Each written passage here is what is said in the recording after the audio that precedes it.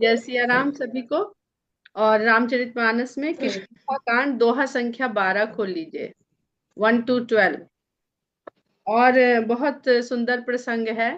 जैसे कि हम लोग हमेशा रामायण पढ़ते हुए मानस को समझते हुए देख रहे हैं कि भगवान राम बोलते बहुत कम है, बहुत कम जगह बोलते हैं। लेकिन ऐसे लगता है पूरी मानस पढ़ते हुए कि जितनी राम और लक्ष्मण के बीच में बातचीत हुई है उतनी शायद ही किसी के साथ हुई होगी। तो इसी इसी मोह में तो लक्ष्मण जी भाग के चले आए थे कि अयोध्या में भी बहुत लोग रहेंगे, सब जगह ऐसे भगवान की संगत में रहेंगे जहां सीता माता भी नहीं रह जाएंगी, हम ही अकेले रह जाएंगे। तो पूरे के पूरे राम को हम अपने साथ में रख के उसका लाभ उठाएंगे, उस समय का, उस काल का। तो यहाँ पर हम लोग दोहा संख्या 12 के जो ऊपर चौपाई है वहीं से शुरू करते हैं कि अंगद सहित करहु तुम राजू, संतत हृदय धरे हूं मम काजू। राज तो करो जाके, ये हर जीव के लिए है। सब यहाँ पर अपना अपना राज तो संभाल ही रहे हैं। तो अंगद सहित करहु तुम राजू, तुमको एक अधिकार दिया है तो तुम्हारे साथ साथ तुम्हें एक जिम्मेदारी भी दी है अंगद की। तो उसके साथ तुम राजपाट संभालो, लेकिन संतत हृदय, लगातार संतत हृदय धरे हूं मम काजू, मेरे काम को लगातार सदा संतत हृदय में धरे रहना। हर जीव के लिए है ये। करो, राज करो, भोग करो, सबका आनंद उठाओ। संसार में आए हो, अपने पुरुषार्थ से पाए हो या मेरी कृपा से पाए हो, तो इसका भोग तो करो भाई, आनंद लो इसका। लेकिन हृदय में ये न भूल जाना कि हमने भी कोई काम तुम्हें दे के यहाँ भेजा है। ये जो जिम्मेदारी दी है, ये मेरा काम संभाल रहे हो, तो वो हृदय में सदा धरे रहना। जब सुग्रीव भवन फिर आए, भगवान से ये आदेश और शिक्षा लेके जब सुग्रीव अपने भवन में आए, तो राम प्रबरसन गिरि पर छाए। छाए, कितना सुंदर शब्द गोस्वामी जी लिख रहे हैं। प्रबर्शन पर्वत यानी वो पर्वत जहां सदा हल्की हल्की वर्षा होती रहे। प्रबर्शन, वर्षा सदा बनी रहे। अब ये वर्षा ऋतु में वर्षा बनी रहेगी, पर ये प्रबर्शन का मतलब यही है। और राम छाए, तो छायता कौन है? बादल छाता है वर्षा ऋतु में। और प्रबर्शन पर्वत पर कौन छाए? राम प्रबर्शन गिरि पर छाए। राम स्वयं छा गए प्रबर्शन पर्वत पर। तो अगर हम इस पर्वत को अपने जीवन की वो उच्चतम अवस्था समझ लें, जहां पर राम रूपी बादल छाया हुआ है और उनकी वाणी अमृत की वर्षा होने वाली है। वाणी अमृत की वर्षा होने वाली है, जिसका लाभ अकेले लक्ष्मण जी को मिलने वाला है। लेकिन इस वर्षा का लाभ और कौन कौन लेने का मोह संवरण नहीं कर पाता है, यही हम इस आगे के प्रसंग में जानेंगे, समझेंगे। प्रथम ही देवन गिरि गुहा राख्यो रुचिर बनाई। देवताओं को तो पहले ही पता था कि आएंगे और यहाँ थोड़े दिन टिकेंगे। ब्रह्मा जी ने उनको ये बता दिया था, तो उन्होंने पहले से ही वहां पर गुहा, हर हमारी जितनी इंद्रियां हैं सब में एक गुफा है, देख के खोल लीजिए। इवन जो मुंह होता है उसको कहते ही बक्कल कैविटी है। अंग्रेजी में जाइए तो उसको बक्कल कैविटी कहते हैं। कान में गुफा, नाक में गुफा, और जो त्वचा है वहां भी छोटी छोटी बहुत ऐसी गुफाएं हैं, माइन्यूट, जो हमें अपनी नेकेड आई से दिखती नहीं है।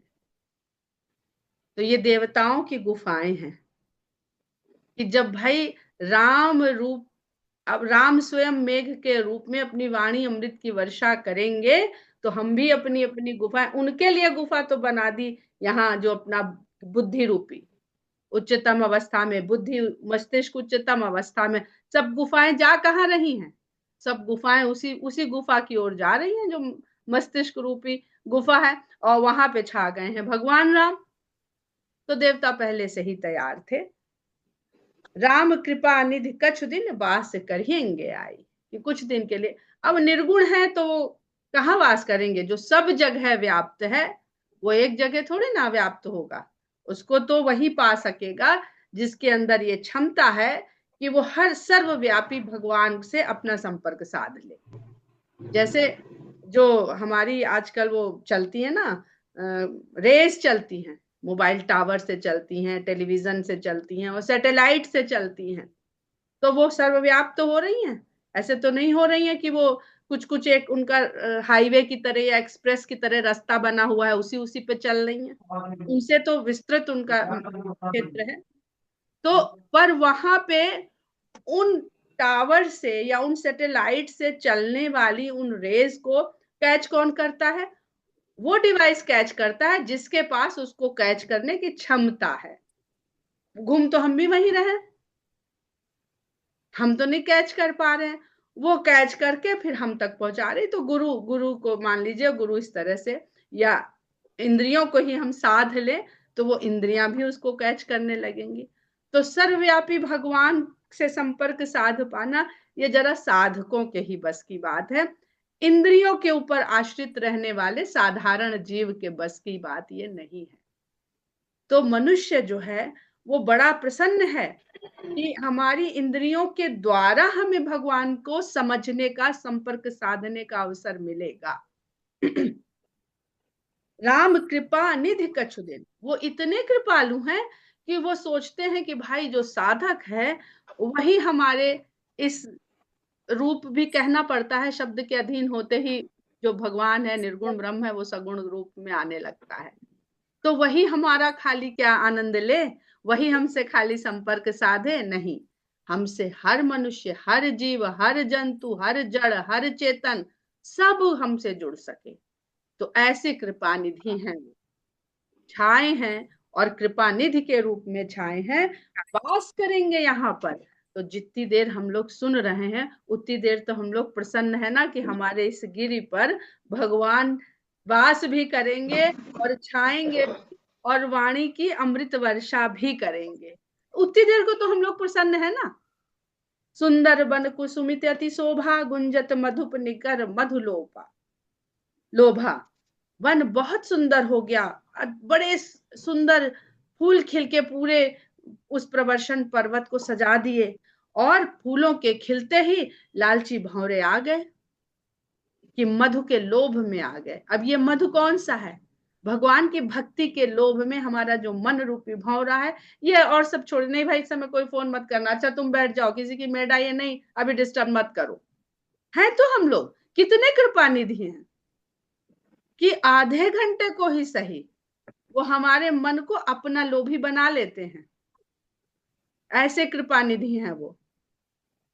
कंद मूल फल पत्र सुहाए, भय बहुत जबते प्रभु आए। सब वहां पर हर चीज की प्रचुर मात्रा में सब उगाए दिखने लगे जब से भगवान वहां पर आकर के वास करने लगे। देखी मनोहर शैल अनूपा, रहता अनुज सहित सुरभूपा। जब भगवान ने देखा वाह कितना सुंदर ये अनुपम पर्वत है, तो भाई सहित वहीं विराजमान हो गए। भगवान आए, देखा कि भाई इस समय जितने लोग यहाँ बैठे हैं इनके मन में किसी के लिए कोई छल बल ईर्ष्या की भावना तो है ही नहीं। क्यों यहाँ पर हम लोग को अच्छा लगता है? क्योंकि इस समय किसी के मन में किसी के प्रति कोई दूसरा भाव है नहीं, खाली एक लालच है कि भाई हमें तो आनंद लेना है, आज जो भी लीला सुनी जाएगी, कही जाएगी, उसका आनंद लें। तो भगवान भी विराजमान हो जाते हैं। हाँ, ये जगह है हमारे यहाँ ठहरने के लायक। तो देख मनोहर शैल अनूपा, रहे तहाँ अनुज सहित सुरभूपा। सुरभूपा, वैसे तो सुरभूपा इंद्र है, देवताओं के राजा कौन है? इंद्र हैं। पर मन हो गया ना, ऐसा मन जब देखा तो मन में इंद्र के स्थान पे भगवान राम विराजमान हो गए।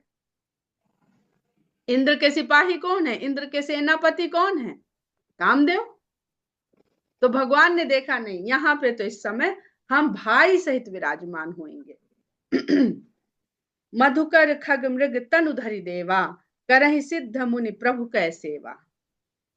जो सिद्ध मुनि लोग हैं वो अलग अलग जीव जंतुओं का रूप धर के वहां प्रवर्षण पर्वत पर आ गए हैं। कोई पक्षी बना है, कोई हिरण बना है, कोई कोई और पशु बना बना है। ऐसे ऐसे सुंदर शरीर धर धर के देवता लोग वहां पर आ गए और भगवान की सेवा में लग गए। देवता भी और ऋषि मुनि भी, साधक भी। मंगल रूप भयउ बन तबते, कीन्ह निवास रमापति जपते। अब अपनी बुद्धि रूपी पर्वत पर अगर आपने रमापति, राम नहीं रमापति, क्योंकि राम को जरा पाना मुश्किल है, लेकिन रमा, वो रम गए, अब संसार में आ गए। तो हम लोग माया के द्वारा ही प्रभु को देख सकते, इसलिए माया को कभी बुरा मत मानिए।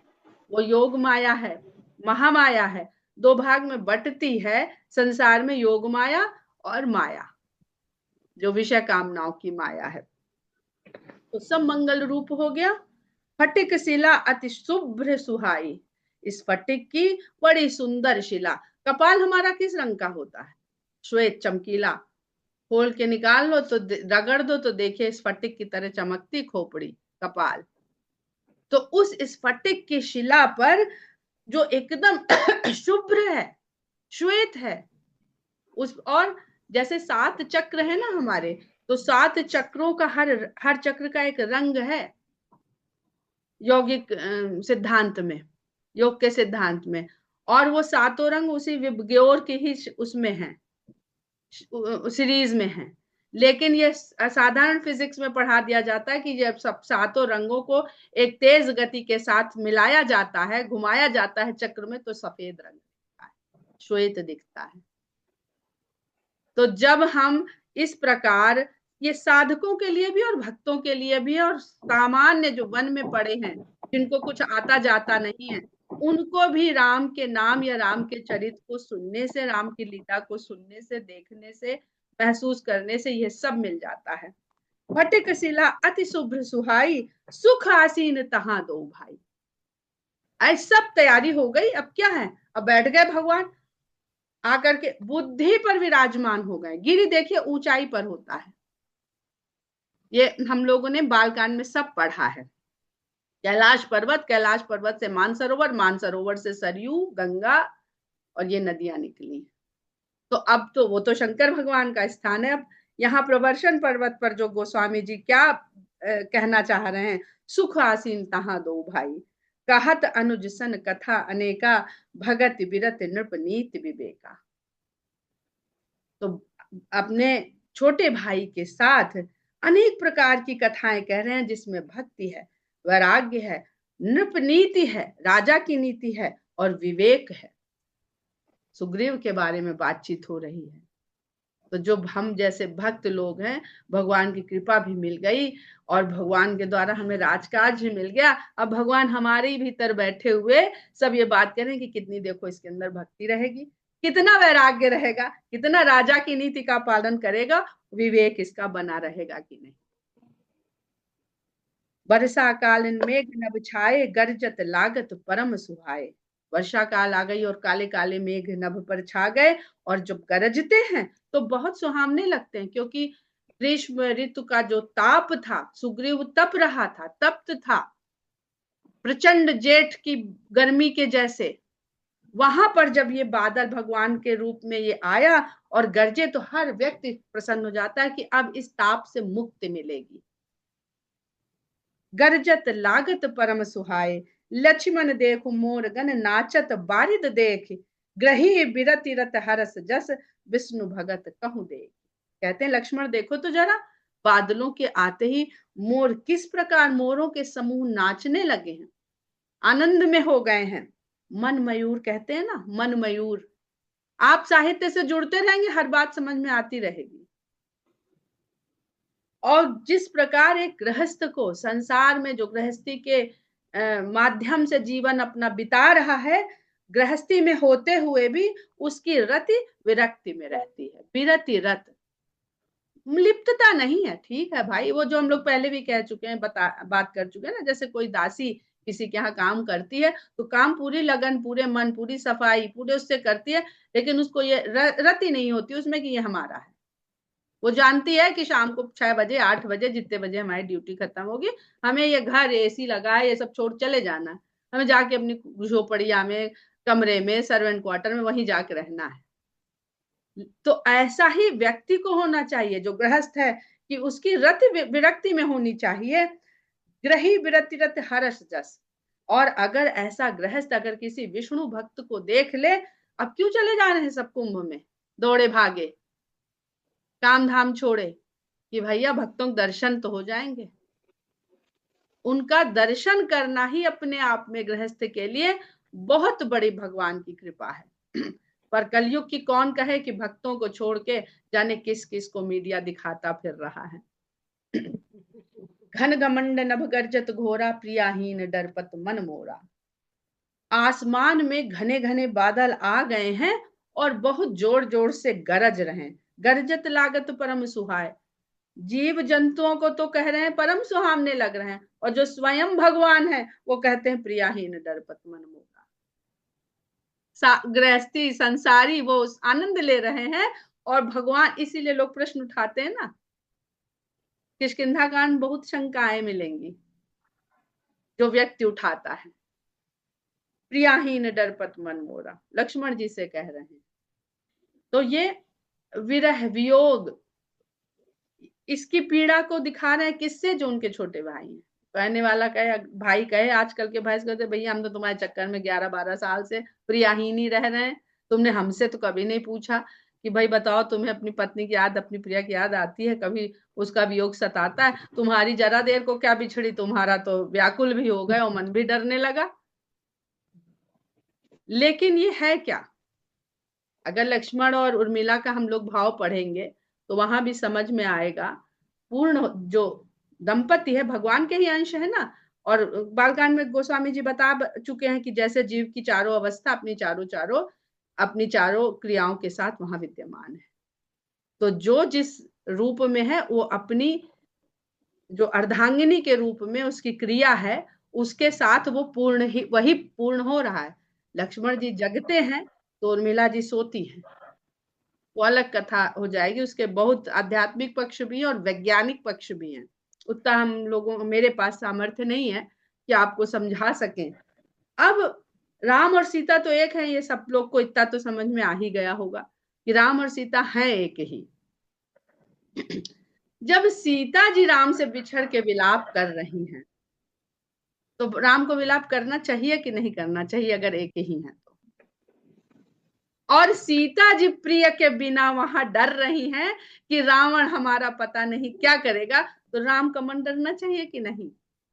यानी कोई हम भाव नहीं है, उनकी प्रिया वहां डर रही है, भय में है, तो वो भी यहाँ डर रहे हैं।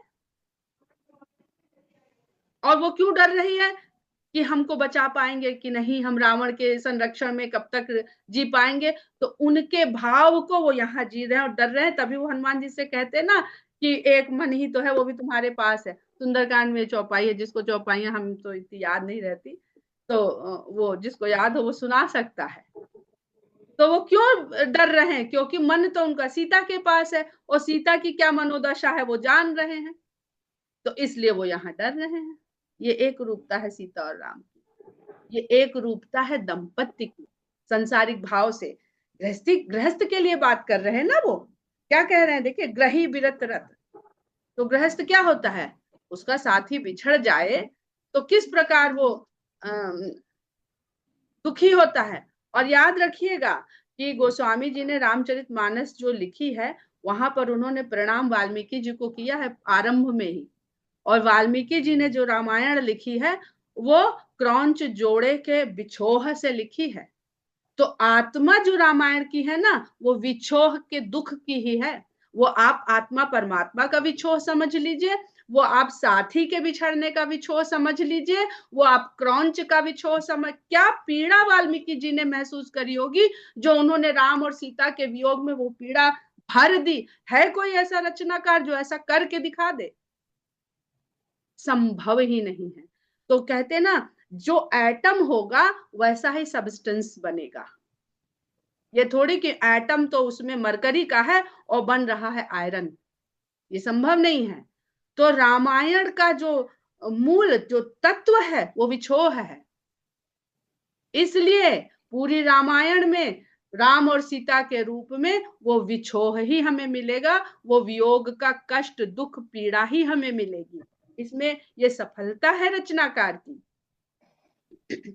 घन घमंड नभ गर्जत घोरा, प्रियाहीन डरपत मन मोरा, दामिनी दमक रह न घन माही, खल कै प्रीत जथा थिर नाही। बिजली बादलों में कड़कती तो है, प्रकट होती है, लेकिन ठहरती नहीं है। जैसे दुष्ट लोगों की प्रीति स्थिर नहीं रहती है। जब शुरू में रिलेशनशिप में आते हैं तो क्या ही मोहब्बत रहती है, और 6 महीने साल भर में गाली गलौज, जूता लात सब होने लगता है। आजकल तो उससे भी बुरा हो रहा है। तो खल के प्रीति जथा थिर नाही, यहाँ राम और सीता का प्रेम मिलन और वियोग से प्रभावित ही नहीं होता है। साथ है तो भी वैसा ही प्रेम है, अलग है तो भी वैसा ही प्रेम है, और जय बार अलग है वैसा ही प्रेम है। जैसा राम के मन में सीता के लिए, वैसा सीता के मन में राम के लिए। तो खल के प्रीति जथा थिर नाही, जैसे दुष्ट लोगों की प्रीति स्थिर नहीं रहती है। बरसे ही जलद भूमि नियर आए, जथा नवहि बुध विद्या पाए। बादल भूमि के, जब हम लोग पहाड़ों की बारिश देखें तो लगता है बादल पहाड़ को छू गया, पास आ गया। तो बादल भूमि के निकट आकर के बरसते हैं, ऐसा लगता है जैसे बुद्धिमान बुद्ध लोग विद्या को पाके विनम्र होते जाते हैं, झुकते जाते हैं। बूंद अघात सही गिरी कैसे, खल के बचन संत सह जैसे। प्रवर्षण पर्वत पे बताया ना, सदा छोटी छोटी बूंदों की वर्षा होती रहती है। तो छोटी छोटी बूंदों की वर्षा जो होती किसी को कष्ट कहाँ देती है, धीरे धीरे झिरझिर झिरझिर बरस रही है। तो कहते हैं कि बूंदों के इस आघात को, जब मेघ आके बरसते हैं, तो बूंद आघात सह ही गिर कैसे, खल के वचन संत सह जैसे। जैसे दुष्ट के वचन को संत जन सह लेते हैं, प्रतिक्रिया नहीं करते। अब देखिए, वो बादल को बुध कह रहे हैं, विद्वान कह रहे हैं, तो बरसने वाला अगर बादल है और सहने वाला गिर है, तो यहां फिर कह रहे हैं कि वो संत है। बूंद अघात सही गिर कैसे, खल के बचन संत सह जैसे। संत कौन है? पर्वत है। लेकिन हर रूप में अगर ज्ञानी में विनम्रता नहीं है तो वो दुष्ट है, और अगर संत में प्रतिक्रिया हो गई तो वो दुष्ट है। यहां कंफ्यूज मत होइएगा, क्योंकि ये संसार है, यहाँ कोई सिद्धांत है नहीं कि फलाना है तो ये ऐसे ही रहेगा। मनोविज्ञान ना चाहे जितना विषय बना दिया हो, पर हमें लगता है जितने व्यक्ति हैं उतने मनोविज्ञान हैं। खल के बचन संत सह जैसे, क्षुद्र नदी भरी चली तुराई, जस थोरे धन खल इतराई। जो छोटी मोटी नदियां थी, जो बरसाती नदी जिसको कहते हैं, वो इस प्रकार जल से भर गई और अपनी सीमाएं तोड़ के बहने लगी, जैसे थोड़ा सा धन पाने से दुष्ट लोग इतराने लगते हैं। कहते हैं ना, हम लोग नए नए अमीर हुए हैं इसलिए ज्यादा दिखा रहे हैं। जस थोरे धन खल इतराई, भूमि परत भा ढाबर पानी, जनु जीव ही माया पानी। और जो वर्षा हो रही, जब वर्षा हो रही है, चाहे वो भगवान राम की वाणी वर्षा हो, चाहे वो भगवान शंकर की कथा रूपी वर्षा हो, वो जब भूमि पे पड़ती है तो मैली हो जाती है, कीचड़ बन जाती है। ऐसा लगता है कि वहां से जो परम तत्व का अंश चला था, और वो जब जीव के आगे शामिल हुआ तो माया आके लिपट गई और मैला कर दिया जीव को। अब इसको आप बालकांड से, जब गोस्वामी जी ने लिखा है ना कि मेघ से वर्षा तो होगी, यहाँ बुद्धि पर होगी, लेकिन यहाँ पढ़ते ही यहाँ का गिरिका, इस गिरिका स्वभाव क्या पड़ेगा, छट से बह जाएगा। तो शंकर भगवान जटाओं में रोक लेते हैं, उसको गिरने नहीं देते हैं, बह नहीं जाने देते हैं। और उसके साथ साथ गोस्वामी जी ने लिखा है बालकांड में कि हृदय में थोड़ा गड्ढा रखिए, ताकि जो वर्षा हो रही है वो इस ताल तलैया में आके थोड़ा तो रुक जाए। नदी तो रुकेगी नहीं, वो तो बह के चली जाएगी। तो आपने अगर उस वर्षा के जल को अपने भीतर, अपने हृदय रूपी तालाब में गहरा करके, साफ करके वहां नहीं रखा, तो वो फिर जल आपको कहाँ रह गया। वो तो जितनी देर सुना, मजा आया, फिर चल पड़े, फिर जी मजे ही मजे दूसरे संसार के। तो भूमि बुद्धि को कहा जाता है। भूमि रूपी मनुष्य के शरीर में भूमि बुद्धि है। भूमि परत भा ढाबर पानी। अब ये जो वर्षा भूमि पर जिस बुद्धि पे पड़ी, जैसी बुद्धि की अवस्था थी, जैसे बुद्धि की सोच थी, उस तरह वो जल रूप ले लेता है। एक बहुत सुंदर बालकांड में गोस्वामी जी ने इसका सब समझाया है। जनु जी वही माया लपटानी, समिट समिट जल भर ही तलावा, जिम सदगुण सज्जन पही आवा। वही बात याद दिला देते हैं गोस्वामी जी कि भाई यहाँ तो हम कथा सुना रहे हैं, देखो पार्वती जी से कि देखो राम स्वयं लक्ष्मण जी को वाणी वर्षा दे रहे हैं। तो अब जैसे बरसात का जल कहीं कहीं गड्ढा पाता है तो भागता है उधर और सिमट के वहां बन के इकट्ठा होकर तालाब बना देता है। तो समिट समिट जल भर ही तलावा, जिम सदगुण सज्जन पही आवा। जैसे सज्जन के पास सदगुण अपने आप चले आते हैं। तो जिसकी बुद्धि में तो सब वर्षा हुई बुद्धि रूपी पर्वत की भूमि पर, लेकिन हृदय रूपी तालाब में अगर वो वर्षा रुकी नहीं तो कोई भी सद्गुण हमने अपने भीतर रोका नहीं, रखा नहीं, इसलिए हम सज्जन नहीं, दुर्जन और असंत की श्रेणी में हो गए। गृहस्थी के लिए बात हो रही है ये। सरिता जल जल निधि महु जाई, होई अचल जीव हरि पाई। और जो तालाब में बन गया वो वहां रुक गया, वो उसको वहां आनंद देता रहेगा। जब प्यास लगेगी अपने पास से पानी निकालेगा, पी लेगा भगवान के आनंद का। और जब खत्म होने लगेगा तो फिर मानस खोलेगा, फिर पढ़ लेगा, लो जी फिर वर्षा हो गई, मोटर चला दी ना, फिर भर गया पानी। तो दिक्कत क्या है? लेकिन जो जल बह के नदियों में चला गया वो जाके सागर में मिल गया, और सागर हो ही अचल, अब अचल हो गया। जैसे कोई जीव भगवान में जाके मिलके अचल हो जाता है। लेकिन यहाँ ये मत समझिएगा वही जो जल समुद्र में गया वही फिर वाष्प बन के जाता है, बादल बनता है और फिर बरसता है। वो यही इतना सुंदर ये अंश भगवान परमात्मा के अंश को समझनेगा कि लोग कहेंगे भाई जब उसमें मिल गए तो हम दोबारा क्यों आए, सबके मन में ये शंका आती है। ये तो प्रकृति का नियम है। लेकिन क्या जल के वाष्प बन जाने से समुद्र कम हो जाता है? यही ऋग्वेद का जो श्लोक है या ईशोपनिषद का है ना, ओम पूर्ण मदः पूर्णमिदम, ये प्रक्रिया तो चल रही है। ब्रह्म कभी भी आधा अधूरा कम नहीं होता, वो पूर्ण का पूर्ण बना रहता है। सरिता जल जल निधि महु जाई, होई अचल जिम जीव हरि पाई। हरित भूमि तृण संकुल समुझ पर ही नहीं पंथ। धरती पूरी हरी हो गई, जहां देखो वहां हरियाली उगाई है। और ऐसा नहीं समझ पड़ता कि इसके नीचे कोई मार्ग भी, पगडंडी भी है। भाई जंगल से किष्किंधा में आए, नगर में तो है नहीं कि आजकल बन गए एक्सप्रेस वे, अब चाहे बारिश हो चाहे जो हो वो तो वैसे का वैसा पड़ा रहेगा। तो कहते हैं कि चारों ओर धरती पे हरितिमा हो गई है और रास्ता दिखता नहीं है, समझ नहीं आता है। जिम पाखंड बादते गुप्त हुई सदग्रंथ। जैसे पाखंडवाद से जो ग्रंथों का सार है, तत्व है, सत्य है, वो लुप्त हो जाता है। गुप्त हो, छुप जा, लुप्त नहीं होता, गुप्त हो जाता है। गुप्त और लुप्त में बहुत ध्यान रखने की जरूरत है। गुप्त हो जाता है। दादुर धुनि चहु दिशा सुहाई, वेद पढ़े जनु बटु समुदायी। अब बरसात हो गई है तो पहले तो बादल देख के मोर नाचे, और अब मेढक उसमें उत्पन्न हो गए। दादुर भी जीव की एक टाइप है, उसका प्रतीक है, इस समय हमें नहीं याद आ रहा है। दादुर धुनि चहु दिशा सुहाई, और नए नए मेढक निकलते हैं ना, अभी बच्चे हैं, उनका शुरू हो जाता है, प्रजनन काल आ जाता है, तो उनके छोटे छोटे बच्चे आ जाते हैं। फिर वो टर टर, पहले नरमादा टर टर करते हैं, फिर वो बच्चे आ जाते हैं, वो भी धीरे धीरे बड़े होते हैं, वो टर टर करते हैं। तो वेद पढ़े ही जनु बटु समुदाय। ऐसा लग रहा है कि बटुकों के समूह वेद पाठ कर रहे हैं। नव पल्लव भय बिटपने का, साधक मन जस मिले विवेक का। हर वृक्ष में नए नए पत्ते निकल आए हैं। ऐसा लगता है जैसे साधकों के मन एकदम ज्ञान प्राप्त हो जाने से विवेक उनको पूर्णतः प्राप्त हो गया है। अर्क जवास पात बिन भयऊ, जस सुराज खल उद्यम गयऊ। वो वनस्पतियां हैं, जो लोग गांव में रहते होंगे उनको ज्यादा इसका आइडिया होगा। अर्क जवास, मदार और जवास, ये जो उगाते हैं, ये वर्षा के आने से एकदम खत्म हो जाते हैं। तो ऐसा लगता है जैसे किसी स्वराज आ गया, सुंदर राज आ गया, स्वराज नहीं सुराज, कोई राजा का सुंदर राज्य संचालन का समय आ गया है। तो जो दुष्ट लोग थे, चोर डकैत ठग, इनके उद्यम बंद हो गए, इनके धंधे सब बंद हो गए।